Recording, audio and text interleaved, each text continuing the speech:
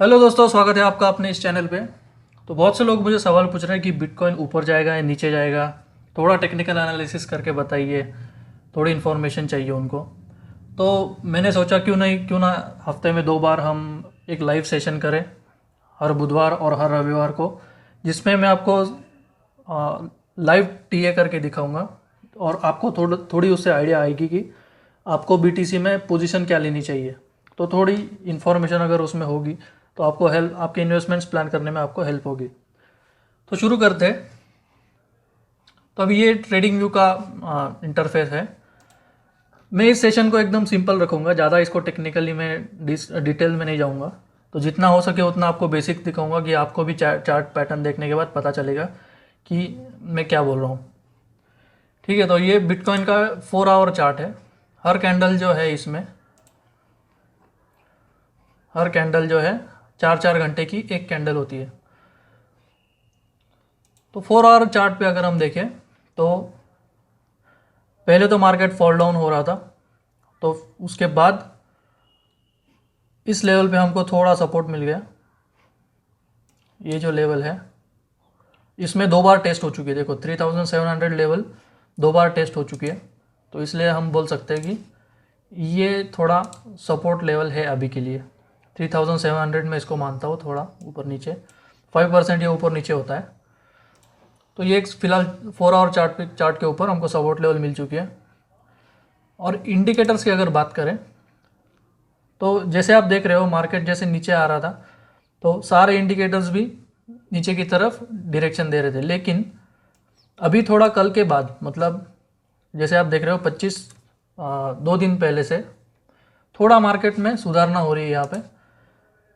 ये एक मैं बताऊँ, इस चार्ट को RSI बोलते हैं, जो रिलेटिव स्ट्रेंथ इंडेक्स होता है। रिलेटिव स्ट्रेंथ इंडेक्स का काम होता है मार्केट में ओवरबॉट और ओवरसोल्ड सिचुएशन दिखाता है वो।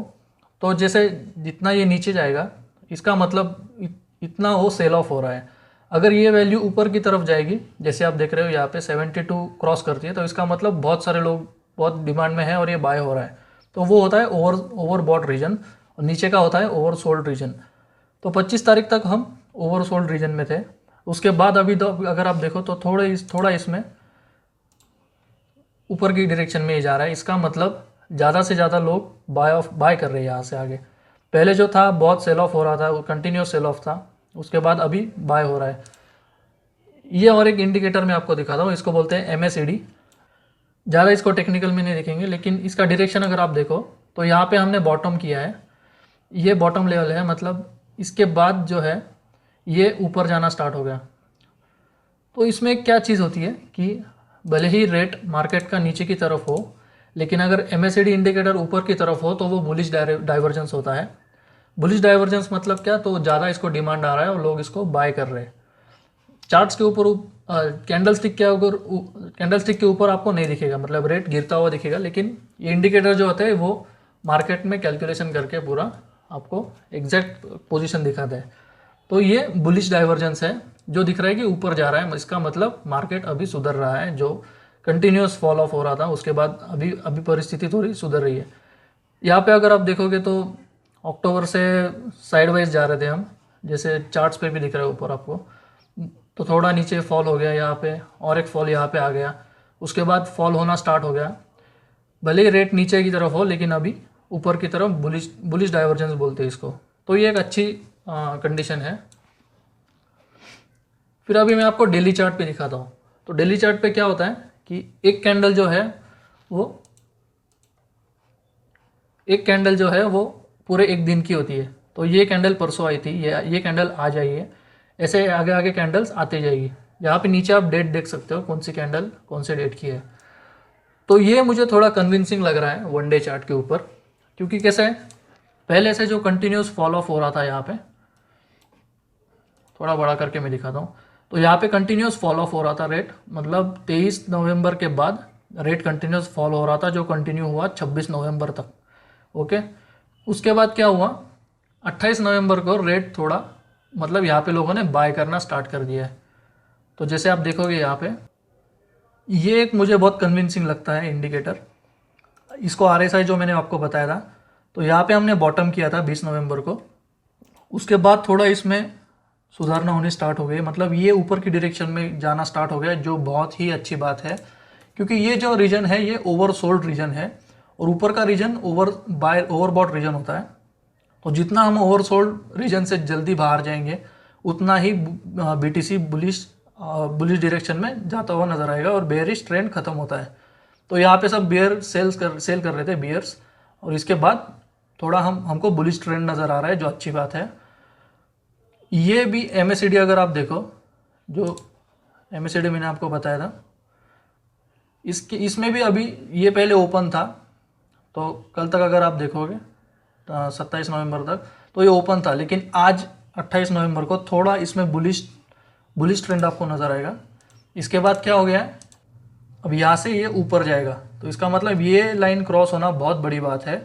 ये RSI भी ऊपर की तरफ जा रहा है। तो वन डे चार्ट पे अगर आप पूछो तो मैं बोलूँगा कि हमने बॉटम किया है यहाँ पे।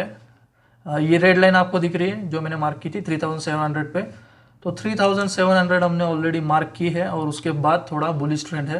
कैंडल साइज भी आप देख सकते हो, लेकिन और एक चीज़ मुझे इसमें कन्विंसिंग दिख रही है, वो है वॉल्यूम। तो अगर वॉल्यूम आप देखो, तो मैं थोड़ा जूम आउट करता हूँ, मतलब आपको पुराने भी इसमें फिगर्स नज़र आएंगे।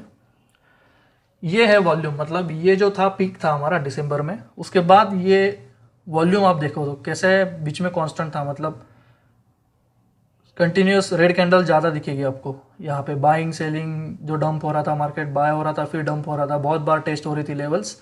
तो उसके बाद एक ऐसी स्थिति आई कि मार्केट साइडवाइज जा रहा था यहाँ पे, लेकिन साइडवाइज जब जा रहा था तब उसमें वॉल्यूम्स नहीं थे। मतलब ये रीजन अगर आप देखो तो इसमें वॉल्यूम बहुत कम है, कम नज़र आएगा आपको। लेकिन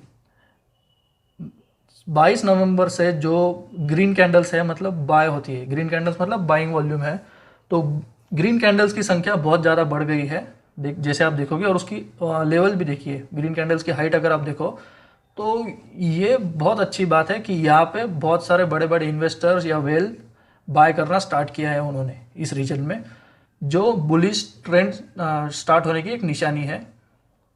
इतना आप याद रखो। तो ये हो गया वॉल्यूम के बारे में, जो बहुत पॉजिटिव है अभी फिलहाल।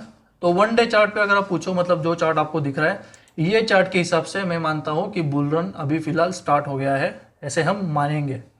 लेकिन इसमें भी और कंडीशंस हैं, ज़्यादा इसमें टेक्निकल मैं नहीं बताऊँगा, मतलब इसमें थोड़ा कॉम्प्लेक्स है सिचुएशन आपको समझाना, फिर भी मैं एक शॉर्टकट में दिखाता हूँ।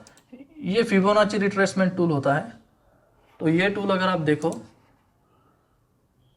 तो ये टूल आपको सपोर्ट लेवल्स दिखाता है।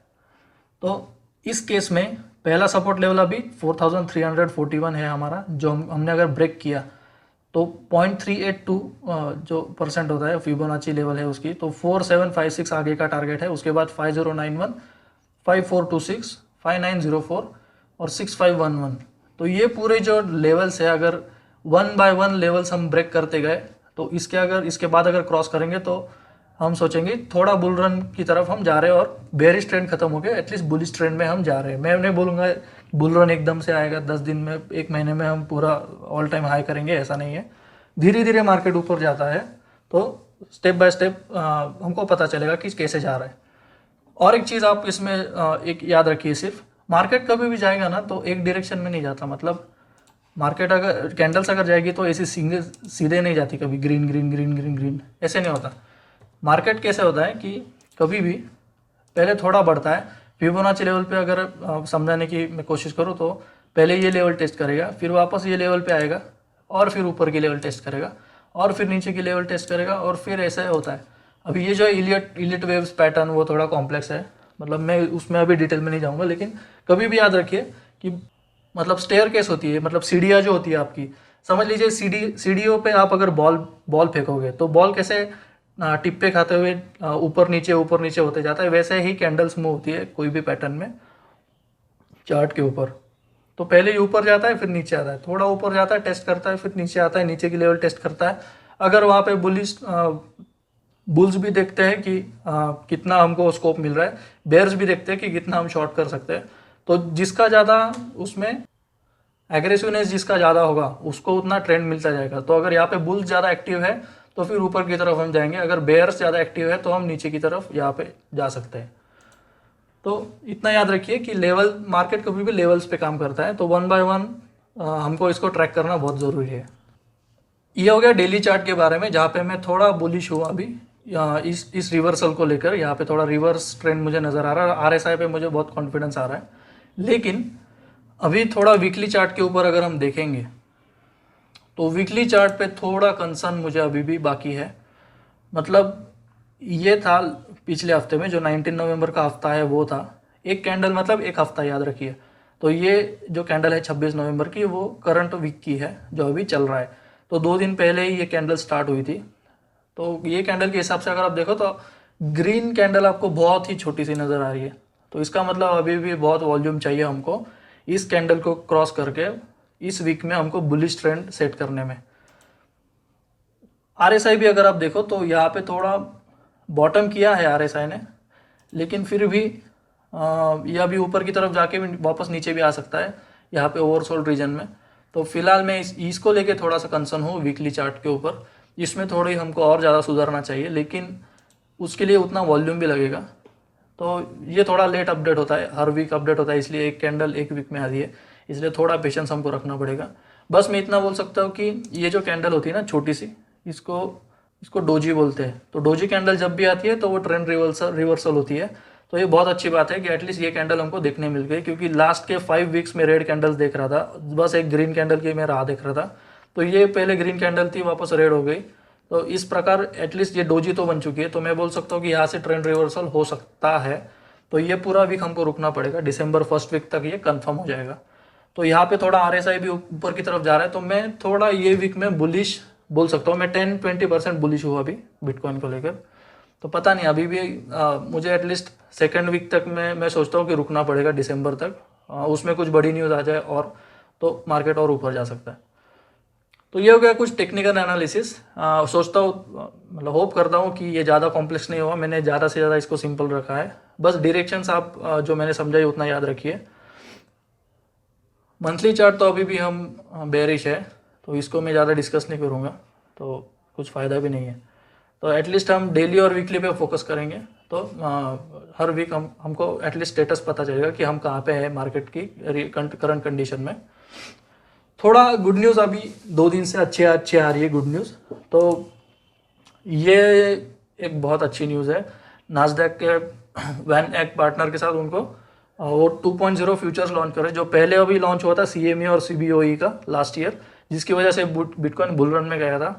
तो वक्त और इसमें थोड़ा सा टाइम लग सकता है अप्रूवल के हिसाब से, लेकिन फ्यूचर्स को ऑलरेडी एक बार अप्रूवल मिल चुका है।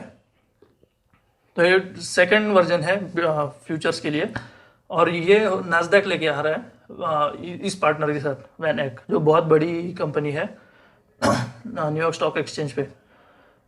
तो ये एक अच्छी न्यूज़ है फिलहाल। तो फंडामेंटल एनालिसिस अगर आप देखोगे तो ये वीक में थोड़ा स्ट्रांग है, इसलिए शायद बिटकॉइन का रिवर्स पैटर्न थोड़ा सा सेट हो गया है। ये एक न्यूज़ आई थी लास्ट वीक में। बैक्ट को लेकर काफ़ी बुलिश थे लोग कि दिसंबर में अगर बैक्ट अप्रूवल होता तो एटलीस्ट हम बुल रन की तरफ जल्दी जाते थे, मतलब वहाँ से बुल रन स्टार्ट हो सकता था। अभी भी उनको अप्रूवल नहीं मिला है, लेकिन वो काम कर रहे हैं उसके ऊपर। और 24 जनवरी को वो सोच रहे हैं कि थोड़ा उसमें तैयारी करके वो स्टार्ट कर सकते हैं, ऐसे उनको लग रहा है अप्रूवल्स मिल गए तो देखते हैं। अभी 24 जनवरी तक तो हमको रुकना पड़ेगा। जनवरी में थोड़ा फिर बुल ट्रेंड नज़र में आ सकता है। तो ये एक अच्छी न्यूज़ थी दिसंबर तक, लेकिन वो जनवरी तक पोस्टपोन हो गई है। और ये तो ऑलरेडी नस्डैक की एक न्यूज़ है। तो वो वो टारगेट कर रहे हैं कि शायद वो फर्स्ट वीक को टारगेट कर रहे हैं, या फर्स्ट क्वार्टर, ऐसे मैंने पढ़ा था यहाँ पे। February 27। तो ये तब तक रुकना पड़ेगा इनको। ये और एक अच्छी न्यूज़ है कॉइनबेस की, जो इन्होंने आज ही न्यूज़ आई है ये। तो OTC over the counter trading Coinbase ने एक लॉन्च किया है। लास्ट मंथ उन्होंने एक ऑलरेडी लॉन्च किया था, एक ट्रेडिंग डेस्क लॉन्च किया था, लेकिन ये OTC जो है ये इंस्टीट्यूशनल इन्वेस्टर्स के लिए है स्पेशल। ऑलरेडी कॉइनबेस का एक प्राइम कस्टमर्स के लिए OTC ओवर द काउंटर उन्होंने ट्रेडिंग ओपन किया था सर्विस, लेकिन ये जो है ये फुल्ली इंस्टीट्यूशनल इन्वेस्टर्स के लिए डेडिकेटेड है, जो प्रेफर करते हैं इंस्टीट्यूशनल इन्वेस्टर जो है बड़े बड़े स्टॉक एक्सचेंजेस में ट्रेड करते हैं। तो उनके लिए वो अभी एक नया प्लेटफॉर्म कॉइनबेस लॉन्च कर रहा है, जो बहुत ही अच्छी और पॉजिटिव बात है। तो अगर आप ये सब न्यूज़ देखो तो आपको पता चलेगा कि 10 दिनों में बहुत सारे अच्छी न्यूज़ आई है। तो फंडामेंटल एनालिसिस अगर हम करेंगे तो बहुत ही पॉजिटिव है बिटकॉइन के लिए। मे भी शायद वही कारण है कि इस वीक में बीटीसी थोड़ा बुलिश ट्रेंड की तरफ जा रहा है। और एक चीज़ मैंने ट्वीट भी की थी बहुत बार, उसमें लिखा था मैंने कि F2 पुल का जो है उन्होंने ट्वीट किया था 3700 लेवल जो है वो अभी का माइनिंग कट ऑफ लेवल है, मतलब उसके बाद माइनिंग प्रॉफिटेबल नहीं होगा इन माइनर्स को। तो शायद मे बी 3700 लेवल हमने होल्ड किया है। और हैश वॉर जो था, फोर्क हैश वॉर, तो वो भी खत्म हो चुका है। तो वो दोनों न्यूज़ थी शायद, और ये सब पॉजिटिव न्यूज़ है जिसके कारण इस वीक में थोड़ा हमें बुलिश ट्रेंड मुझे नज़र आ रहा है। तो बहुत ही अच्छी बात है। जिसके लिए हम बहुत रुके हुए थे वो ट्रेंड अभी हमको देखने मिल रहा है। तो देखते हैं ये कहाँ तक जाएगा। तो वीक में 2 बार तो हम अपडेट करेंगे ही। तो अभी आज वेडनेसडे है, संडे को वापस हम एक बार टीए करेंगे और हर वीक में 2 बार टीए करते रहेंगे। तो स्टे ट्यून। बहुत तब तक फंडामेंटली भी अच्छी न्यूज़ आ गई तो और हम ऊपर की तरफ फास्ट जाएंगे। तो देखते हैं कैसे होता है। तो स्टे ट्यून, चैनल सब्सक्राइब कीजिए। Take care, bye bye.